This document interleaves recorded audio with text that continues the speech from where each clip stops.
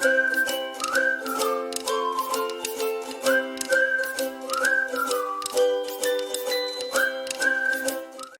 y'all, I am back with a fun video today. I just decided to sit at my desk this morning and just start to create something just fun without thinking a whole lot.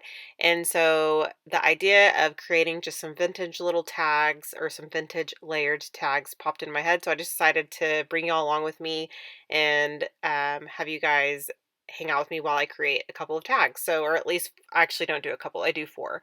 The first thing I did was I actually wanted craft tags for this project, and I don't have any in my stash. I have manila tags and white tags, but I don't have craft, so I decided to make them on my own. And what I did was I cut a couple of rectangular shapes. I used my little technique that I showed in my Tuesday tip video a couple weeks ago, where you just chomp off the corner and then you use that piece to kind of place in the other corner and then chomp off that corner as well so that you can get those even. And then I'm simply going to use my hole puncher and I'm going to punch a hole right in the center of the tag. And then I am going to use my reinforcement punch. I think it's a We Are Memory Keepers punch. I'm going to use that to add the little finishing touch on top of the hole. So you'll see that here in just a second. Use this strip of paper. I'm actually going to make it the same color. I decided not to do white or a different or a varying color just because I like the look of the same tone. And I saw these tags that I wanted to buy at Hobby Lobby the other day, and they were craft tags that looked almost identical to these. And then their little reinforcement was the exact same color as the actual tag. And so what I decided to do is just recreate those. I almost bought them, and then I was like, you know what? I have craft paper in my stash, so I'm just going to create them myself. So you can't really see a whole lot of difference like from this far away, but I will show you guys up close how I actually start to layer up these tags.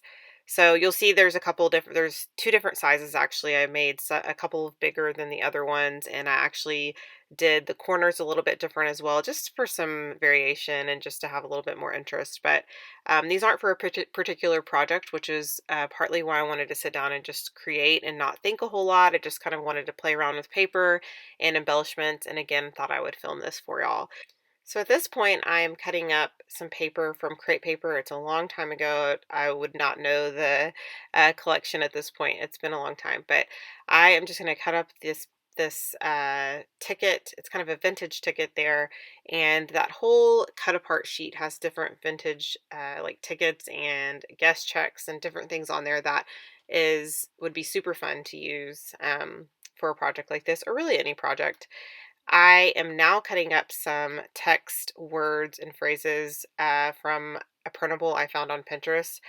I think I just typed in vintage like text or something like that in Pinterest, and then a bunch of stuff comes up, of course. Some things are going to be free, some things aren't. This particularly was free, and you can print it over and over again. It's a great way to get a lot of bang for your buck and something like this, and I'm going to use it a couple different times on these projects. Now I'm also pulling from the left side of my desk, which has a couple of packs of embellishments that I got from Hobby Lobby. They're both Tim Holtz packs. Y'all, these have been at Hobby Lobby and probably other stores for years. And I have never, I think when I first started scrapbooking, like close to 10 years ago, I liked the look of grungy like papers, and I used a lot of distress ink and stuff like that. And I got away from that as I kind of evolved a little bit. And then I'm kind of now like going kind of back to that phase. And not because I've seen anything, well, I take that back. I follow a lot of like journaling videos on Instagram, and I get a lot of inspiration from those. And I just love the look. I just think they make it look so easy and so thankless and fun. And partly, and I think that's kind of the thought process behind junk journaling too, which is another thing that I love. And so this is kind of what inspired me to create these tags. So kind of going back to what I was saying before, those two ephemera packs I got from Hobby Lobby. One is tags, one has ephemera. And it's basically like the material is a very heavy duty cardstock that has like a gloss on it. So just so you know, it's not like like if you were to stamp on it, you would have to use like not that I would, but I'm just saying like the material is glossy. So if you were to stamp on it, you'd have to use like what kind of ink is that? Like a, not archival, but something very similar to that. So all that to say, maybe it is archival ink or the other one that you can stamp on with paper on photos, and I cannot think of it for the life of me. So I would have loved for the material of the paper to be like not glossy, to be a little bit more like, cardstocky feel. But either way, I like the product. You really can't tell in the video though. At this point, I'm going to move on to, I guess, my third tag and cutting up a couple more of those little phrases and sayings there. And this is one of those things, and I do this a lot with embellishment videos, where I'm not really putting a ton of thought into what I'm creating. And this truly was like, I know I mentioned this before, but this truly was one of those things where I didn't really have an idea of where I was going. And sometimes that's just the most, like, you'll have the most fun and then you'll get the most ideas from something like that. So if you're in kind of a slump or you're not really like feeling like crafting, like you kind of want to sit down and craft, but you're like, man, I really don't feel like planning like a layout, and I really am not sure like what I want to create today. And I don't want to really do project life, and I don't really want to create like a traveler's notebook layout. Something like this would be great, like creating an embellishment, just playing around with stamping on tags, stamp around on scratch paper and layer up, just like play around, and you'll get some surprising um like good outcomes from that. So anyway, enough of my ramble. I'll continue on with this video. So at this point I have 3 tags. I'm really loving the way those are looking so far. On the ones that I did add a couple of those like printable text and phrases on, I think 2, maybe 3 of them.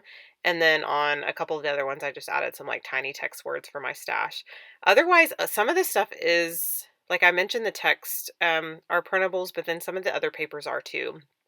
So aside from that crepe paper sheet that I cut up earlier, the other things that I'm using are printables, like the other papers. So I have some like, it's almost like some old sketchy floral designs that somebody drew like a long time ago. That's what it looks like to me. It's like an old book, an old journal with like sketches of floral designs and then like text underneath it. And I thought that was so neat. So I printed a bunch of those.